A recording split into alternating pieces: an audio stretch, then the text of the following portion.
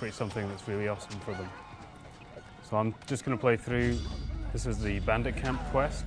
So those who are familiar with the original game, this is where you're coming back to find your sister, who you originally thought was dead, and you've now trying to find out exactly where she is and what happened to her.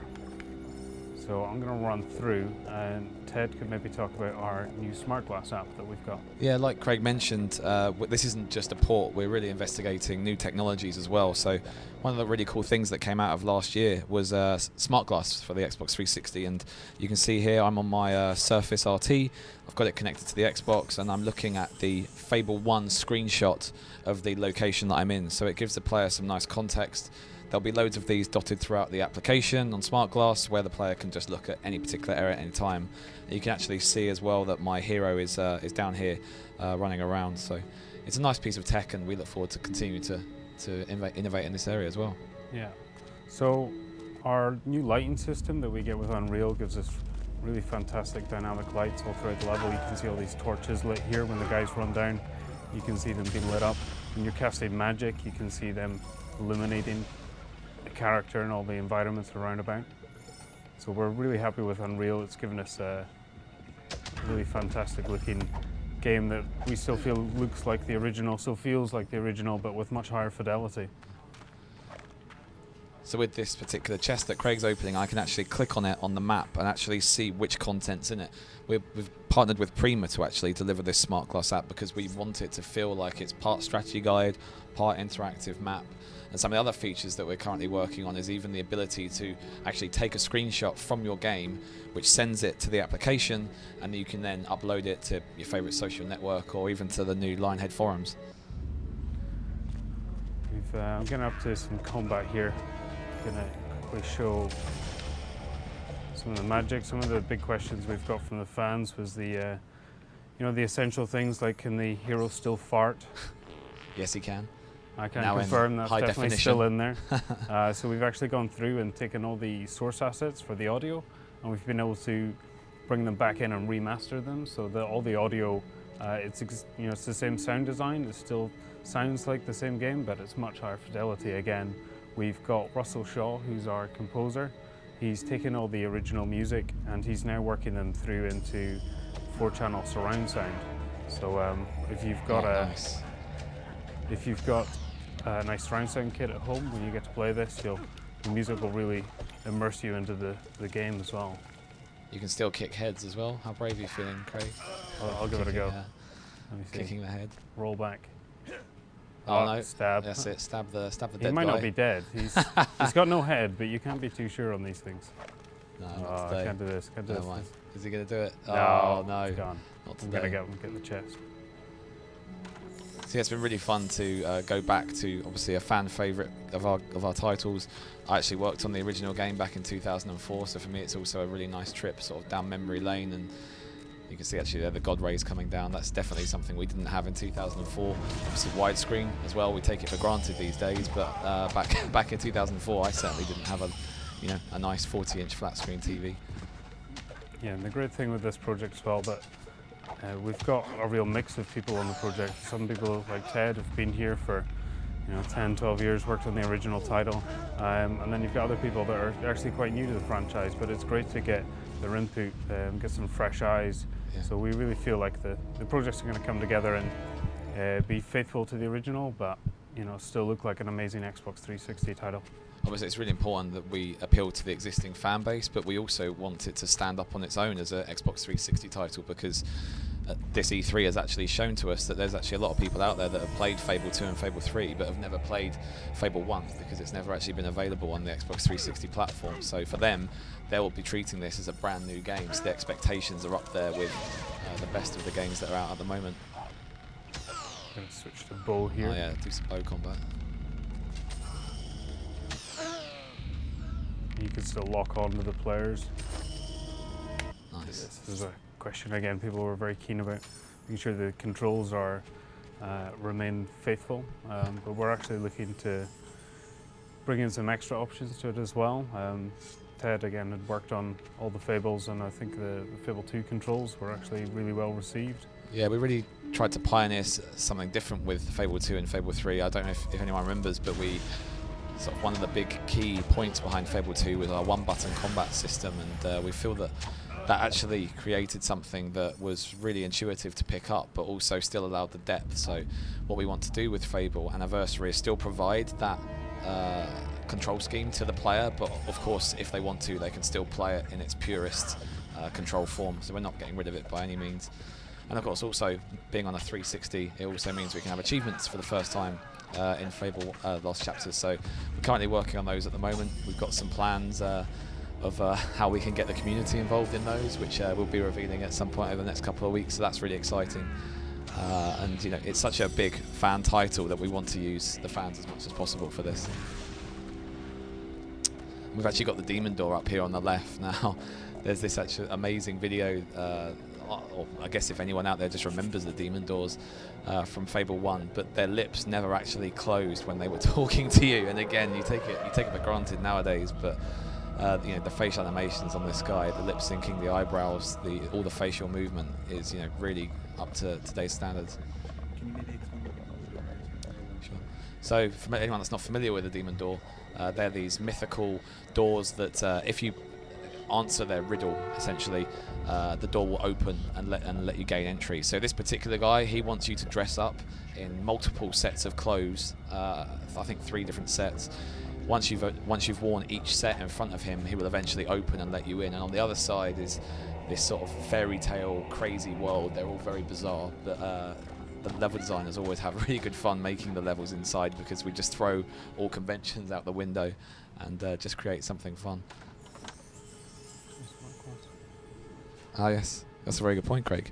I can actually show you on Smart Glass the strategic element to this. So if I click on the demon door on Smart Glass, it actually tells me, using the strategy guide portion of the application, that I require the bright plate suit, the dark will user's suit, and the bandit suit.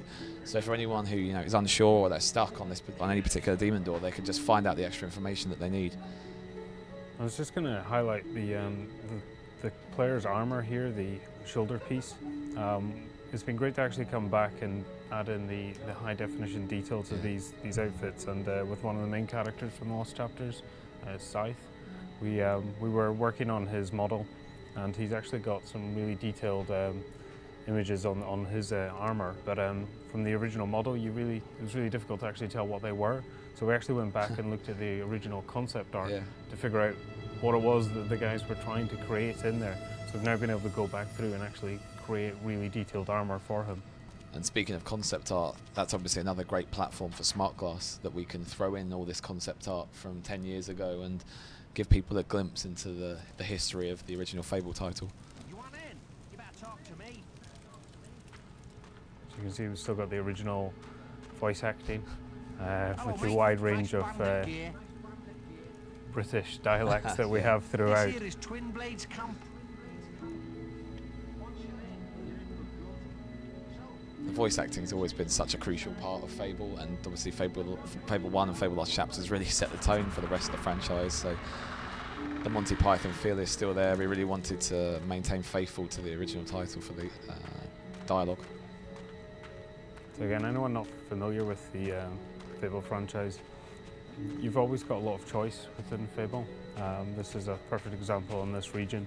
As you're coming through, you're trying to infiltrate the bandit camp, and there's at least 3 or 4 ways to progress through into the next region here. We keep finding, every now and again, we'll find actually some extra ways that we never even realized were there. The testers will come up and say, yeah, this is working now again. And, what do you mean it's working? I never knew you could do that in the first place. So. Yeah, it's been quite fun to go back and see all these features that, you know, when I reminded the team that you can bribe a guard, you know, you can go up to a guard and pay them some money to look the other way. It's kind of like, wow, that feature existed. So again, on Smart Glass, I can click on the screenshot viewer, and it will show me what Fable 1 looked like in this particular area. The lighting is obviously a massive difference, as well as the textures on the ground, the trees. We've redone every single tree in the game, again, to bring it up to modern day standards. I think there's actually a chicken in here somewhere, Craig. It wouldn't be a playthrough of a Fable game without kicking a chicken in high definition. You're putting the pressure on me now. Yeah. See if Kicking chickens was you couldn't not kick the easy. head, but let's see if you can kick the chicken. There he is. Can you kick him coming for him. Into the fire. Roasted chicken. That's Oh, an achievement, oh God, is this it? has got. Whoa, straight away. Brutal. Oh, he's on fire. He's running away. That's got to be an achievement then. Yeah, definitely.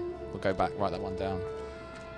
But we do want to have fun with Fable Anniversary, of course. You know, there's loads of memes behind Fable 1. There's lots of for anyone that remembers the acorn or the sand goose, you know, there's all these things that it's chasing after you. It's coming for revenge. I'm gonna run away. But speaking of chicken kicking, you know, we do want to provide leaderboards to players. That's definitely an ambition of ours, so that you can actually see who is the furthest chicken kicker in all of Albion. So I wonder, Craig, if we should actually run up to the hostages, because we actually left the original models in for this E3 build to sort of to actually show people. You know, you've obviously got the hero here who's been completely redone and remodeled, retextured. But we wanted to leave a couple of characters in so we could actually just for E3 only show the difference between the two. Let's go and have a look. So again, just like the previous camp and what Craig said, this particular camp also has multiple ways of getting into the next area. One of them is to kill this guy, and you might want to not use your fists. There you go. Oh, Craig in the face. Uh-oh. I got him. It's okay. It's fine. And the combat system still holds up to this day. It's still really good fun to, you know, switch between your bow, switch between your sword. You've got hammers, you've got axes, you've got crossbows. There we go. And now if you go and free the hostages, you'll actually get a chance to see what they look like. There they are. So much. So they just got no life to them, you know. They just look like wax dummies, really. So yeah, now we've opened the final gate. Craig can run through, and we'll show you the twin blade boss fight. And again, I'll show you something quite cool with what we've done in Smart Glass actually when we load up the next region.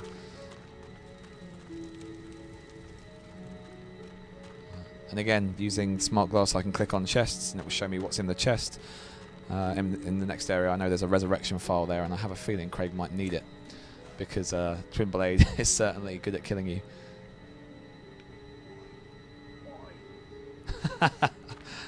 Nice. So again, because it's Fable Lost Chapters content, you've got all these new expressions that we added. For anyone that's not familiar with Fable Lost Chapters, we added 30% more content and a dragon. Bit of a spoiler, but you know, dragons. So quite dragons a are big awesome. spoiler. Dragons are awesome. You've got to talk about dragons. They'd want some word with this little hero. So a little bit of fiction and a little bit of backstory of what's happened in the story so far. Your sister was kidnapped by some bandits. You've gone on the hunt to try and find her, and you've made your way all the way through to Twin Blades, who is sort of at this stage the bandit king, and you're going to have a fight with him. So, and he's still just as big as he was 10 years ago, which is actually pretty huge. So as a Fable fan, this is where we think the Smart Glass application is going to come in really handy, because as you can see on the Smart Glass, I can click on his face and it will give me just a little bit of extra background story that the game doesn't provide, and you can actually see what he looked like as well in Fable 1, and obviously it looks very, very different to what's on screen right now. So it's an exciting way for us to provide some trivia, we can even put in some dev commentary, some Q&A. I think it's just going to be a really fun piece of technology to utilize this year, and also it's free, which is awesome. Let's see what you're made of. So unfortunately for Twin Blade, the only place on him without armor is his back. What was he thinking? So we'll try and use that to our advantage. Craig's done this before though. Yeah. So you can lock on. Oh, Has he? straight in the face. What was that, resurrection I vial? cursed you there. So there we go. There we go. Right, weak point. Go. There you go. Two swords are only useful when they don't get stuck in the ground.